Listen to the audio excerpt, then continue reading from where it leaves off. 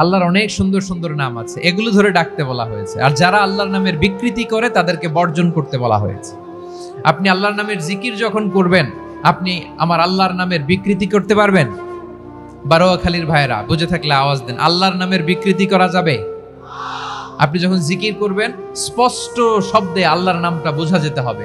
সুবহানাল্লাহ, ওয়ালহামদুলিল্লাহ, লা ইলাহা ইল্লাল্লাহ, আল্লাহু আকবার একসাথে মিলিয়ে করেন, অথবা আলাদা আলাদা করেন, অথবা শুধু আল্লাহ আল্লাহ এই নামের জিকিরও যদি করেন স্পষ্ট বোঝা যাইতে হবে। আল্লাহর নামের বিকৃতি করা যাবে, কিন্তু আল্লাহর নামের বিকৃতি করে জিকির এ দেশে আছে না নাই?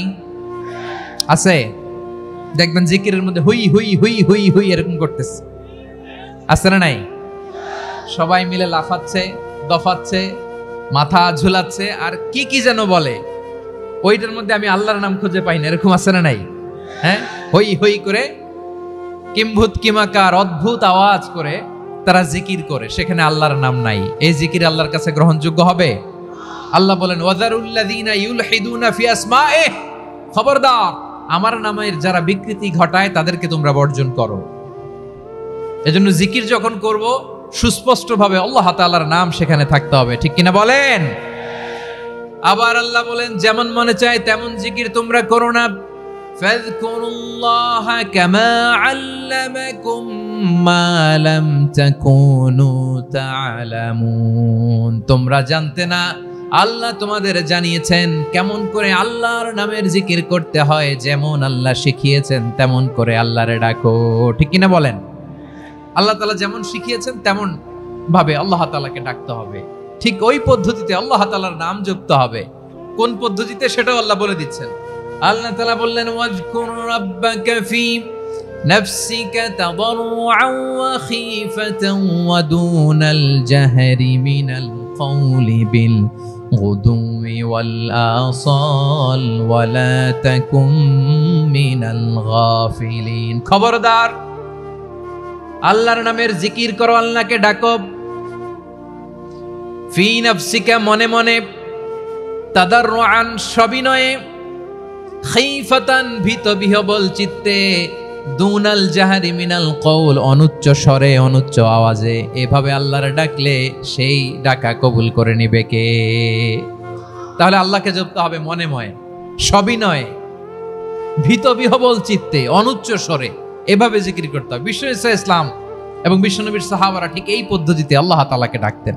তাহলে এই যে আল্লাহ তাআলার সুন্দর সুন্দর নামগুলো আছে, এগুলো ধরে আমরা আল্লাহ তাআলার জিকির করব, তার প্রশংসা করব, তার পবিত্রতা বর্ণনা করব, তাহলে খুশি হবেন কে? বিষ্ণু ইসলাম বলেন আশ-শাইতানু জাসিম আলা কলবি ইবনে আদম, শয়তান বনি আদমের কলবের মধ্যে এরকম খামচি মেরে বসে থাকে। খামচি বোঝেন তো? শয়তান বনি আদমের হৃদয়ে কলবে খামচি মেরে বসে থাকে। ফাইদা যাকারাল্লাহ খানাসা, যখন মানুষ আল্লাহর জিকির করে শয়তান দৌড়ে পালায়। ওয়াইদা গাফালা ওয়াসওয়াসা, আর মানুষ যখন অমনোযোগী হয়, গাফিল হয়, শয়তান আবার টেম্পটেশন দেয়, আবার ধোঁকা দেয়, আবার ওয়াসওয়াসা দেয়। এজন্য বিশ্বনবী বলতেন লা ইয়াজালু লিসানুকা রাতবান মিন যিকরিল্লাহ, সব সময় প্রতি মুহূর্তে সর্বক্ষণে তোমার জিহ্বাটা আল্লাহর জিকির দিয়ে ভিজা রাখবা, আল্লাহর জিকির দিয়ে সিক্ত রাখবা, তাহলে কবুল করবে কে? সবাই পড়েন সুবহানাল্লাহ, আলহামদুলিল্লাহ, লা ইলাহা, সুবহানাল্লাহ, আলহামদুলিল্লাহ, লা ইলাহা ইল্লাল্লাহ, লা ইলাহা ইল্লাল্লাহু মুহাম্মাদুর রাসূলুল্লাহ সাল্লাল্লাহু আলাইহি ওয়াসাল্লাম। প্রিয় ভাইরা, আল্লাহ তাআলার অনেকগুলো নাম আছে। আল্লাহ তাআলার এই নামগুলো ধরে তার নাম আমাদের ডাকতে হবে, জপতে হবে। বিষ্ণু ইসলাম বলেন ইন্না লিল্লাহি 99 ইসমান মিআতান ইল্লা ওয়াহিদা, আল্লাহর রয়েছে 99টা নাম, এক কম 100। এক কম, আমরা বাংলায় বলি না যে এক কম 100, মানে আসলে কয়টা? 99টা। বিশ্বনবী বলেন আল্লাহর 99টা নাম আছে, মিআতান ইল্লা ওয়াহিদা, এক কম 100। মান আহসাহা দাখালাল জান্নাহ, যে ব্যক্তি 99 নাম মুখস্থ করে তার সিনার ভেতরে রাখবে, আল্লাহ তাআলা তাকে জান্নাত দিয়ে ধন্য করে দেবে। এবার বলেন, আল্লাহর নামগুলো জানার দরকার আছে না নাই? এই নামগুলো আমরা জব্য মুখস্থ করব। এই নামগুলো আগে আয়ত্ত করতে হবে। এই নামের যে অর্থ সেটা অনুধাবন করতে হবে। এই নামের যে দাবি সেটা মানতে হবে। সিবগাতাল্লাহ ওয়া মান আহসানু মিনাল্লাহি সিবগা ওয়া নাহনু লাহু আবিদুন। আল্লাহর রঙে রঙিন হইতে হবে। আমার আল্লাহ দয়ালু, আমরাও দয়ালু হতে হবে। আমার আল্লাহ সহনশীল, আমরাও সহনশীলতার চর্চা করতে হবে। আমার আল্লাহ মেহেরবান, আমরাও মেহেরবান হতে হবে। বিষ্ণু ঈসা ইসলাম আল্লাহর এই চমৎকার সুন্দরতম নামগুলো ধরে ধরে আল্লাহর কাছে চাইতেন। আপনি যখন দোয়া করবেন, আল্লাহর নামগুলো ধরে যদি দোয়া করেন, আল্লাহ ওই দোয়া ফিরায় দেয় না। সুবহানাল্লাহ বলেন। আপনি যদি দোয়ার মধ্যে বলেন ইয়া রহমান, সবাই বলেন ইয়া রহমান, ইয়া রহিম, ইয়া হাইয়্যু, ইয়া কাইয়্যুম, আল্লাহর চমৎকার নামগুলো ধরে ধরে যদি আল্লাহর কাছে ফরিয়াদ করেন, আল্লাহর নামগুলো ডাকেন, মুহূর্তেই কবুল করবে কে? বিষ্ণু ঈসা ইসলাম এভাবে আল্লাহর নামগুলো ধরে ধরে জিকির করতেন, আল্লাহর নাম জপতেন। তিনি বলতেন আসআলুকা বিকুল্লি ইসমিন হুয়া লাক, আল্লাহ তোমার যত নাম আছে সব নামের ওসিলায় তোমার কাছে ফরিয়াদ করি, সব নামের ওসিলায়। আনজালতাহু ফি কিতাবিক, যে নাম তুমি তোমার কিতাবে নাজিল করেছো। আও আল্লামতাহু আহাদাম মিন খালকিক, অথবা তোমার কোন সৃষ্টিকে তোমার নাম তুমি জানিয়েছো। আও ইস্তাসারতা বিহি ফি ইলমিল গায়বি ইনদাক, অথবা গায়েবের জ্ঞানে তুমি তোমার নিজের জন্য ওই নামগুলো সংরক্ষিত রেখে দিয়েছো। সব নামের ওসিলায় তোমার কাছে চাই। সুবহানাল্লাহ পড়েন। তার মানে আল্লাহ তোমার যে নামগুলো আমরা জানি এগুলার ওসিলায়ও চাই, যে নামগুলো আমরা জানি না সেগুলোর ওসিলায়ও চাই। আল্লাহর সব নাম আল্লাহ আমাদেরকে জানায় নাই, কিছু নাম জানিয়েছেন, কিছু নাম তিনি জানান নাই। সুবহানাল্লাহ বলেন। আল্লাহ তাআলা তার কিছু নাম কোরআনে উল্লেখ করেছেন, কিছু নাম স্পেশাল কিছু নবীদেরকে জানিয়েছেন, আর কাউকে জানান নাই। কিছু নাম তিনি কিয়ামতের দিন আমাদের সামনে প্রকাশ করবেন যে এইটাও আমার একটা নাম, এটা তোমরা কেউ জানতা না। সুবহানাল্লাহ, সারপ্রাইজ হিসেবে আল্লাহ তাআলা রেখে দিয়েছে, কেউ জানে না। কিয়ামতের দিন আল্লাহ তাআলা সেই নামগুলো জানাবেন। আর কিছু নাম আছে সেই নামগুলো আল্লাহ কোরআনেও বলে নাই, কোন নবীরেও জানায় নাই, কিয়ামতের দিনও সারপ্রাইজ হিসেবেও জানাবে না। ওই নামগুলো স্বয়ং খোদ আল্লাহ ছাড়া কেউ জানে না। এজন্য বিশ্বনবী দোয়ার সময় বলতেন, আল্লাহ তোমার যে নামগুলো জানি, যে নামগুলো জানি না, সব নামের বরকতে তোমার দরবারে চাই, সব নামের ওসিলায় তোমার কাছে ফরিয়াদ করি। সুবহানাল্লাহ বলেন। তাহলে সূরা হাশরের মধ্যে আমরা আল্লাহর মোট কয়টা নাম পাবো দেখি, মনে আছে কিনা? হ্যাঁ, কয়টা? আওয়াজ করে বলেন কয়টা? মাশাআল্লাহ। এই 14টা শোনার আগ্রহ আছে? এই দু একজন যে ওঠা বসা করতেছেন, এই ডাস্টে তো ডাস্ট অ্যালার্জি হয়ে যাবে, ধুলাবালিতে।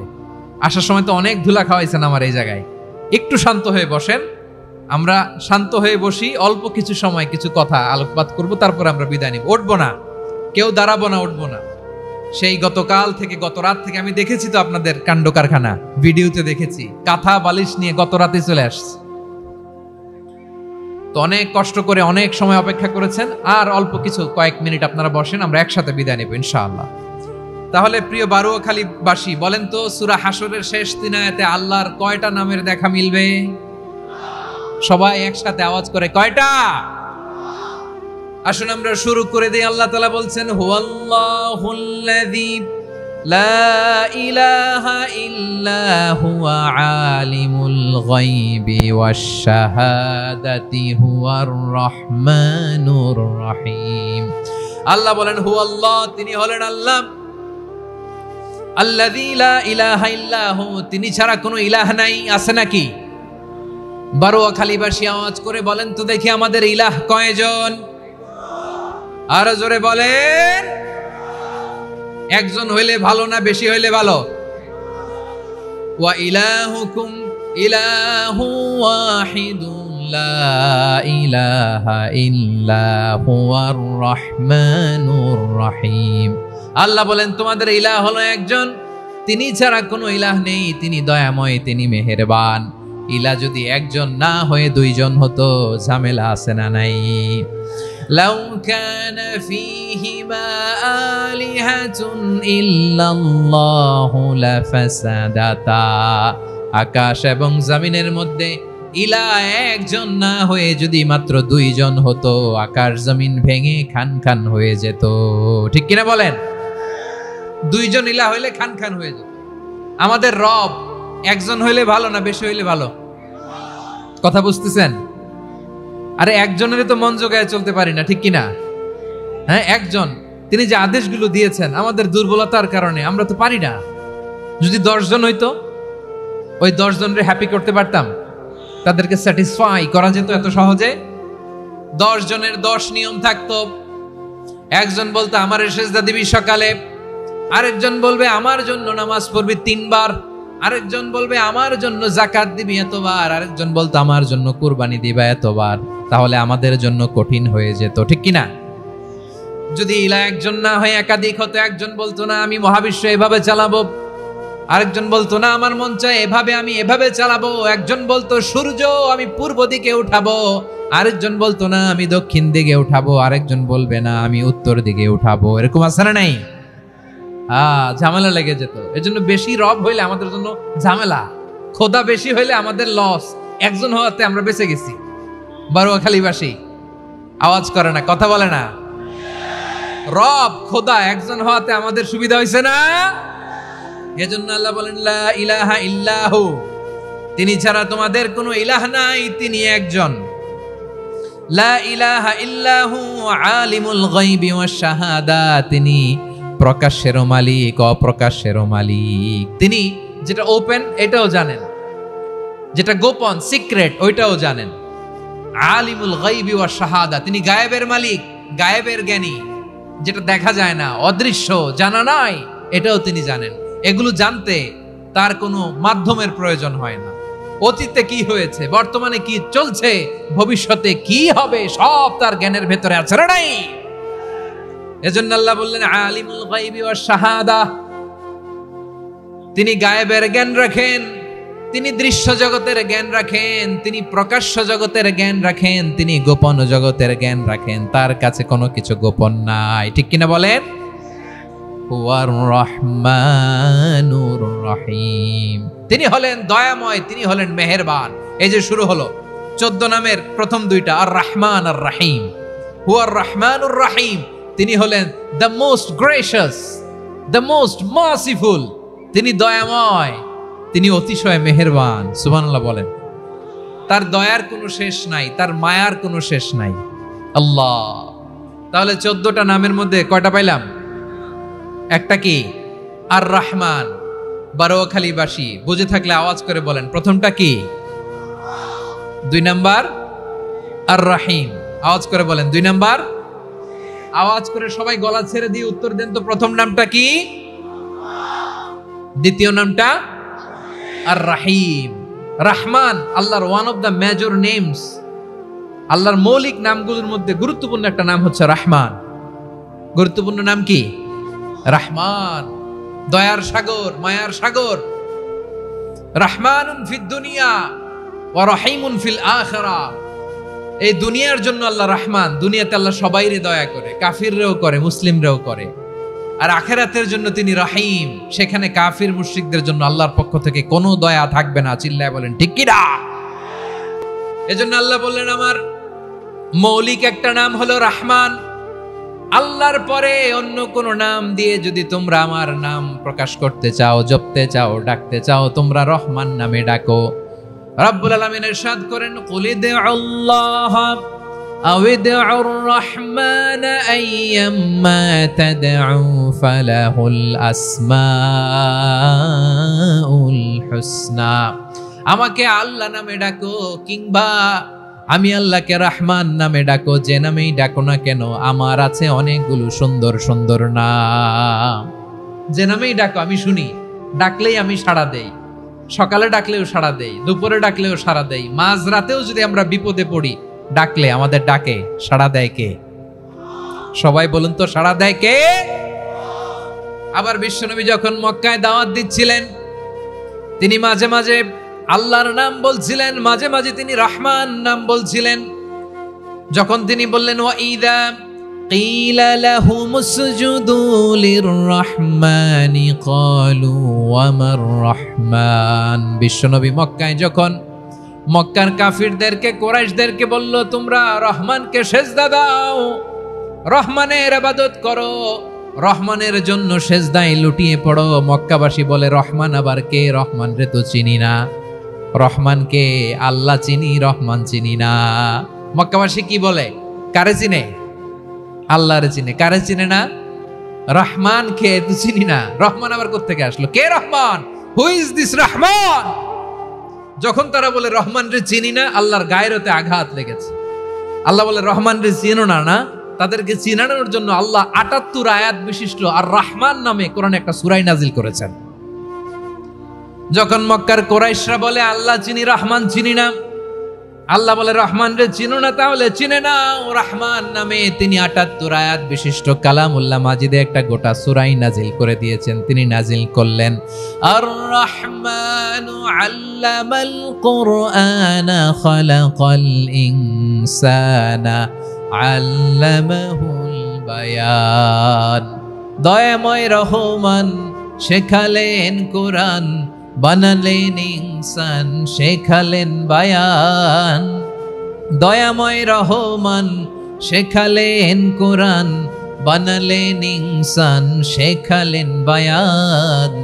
দয়াময় রহমান শেখালেন কোরআন, বানালেন ইনসান, শেখালেন বায়ান। পড়েন আল্লাহু আকবার।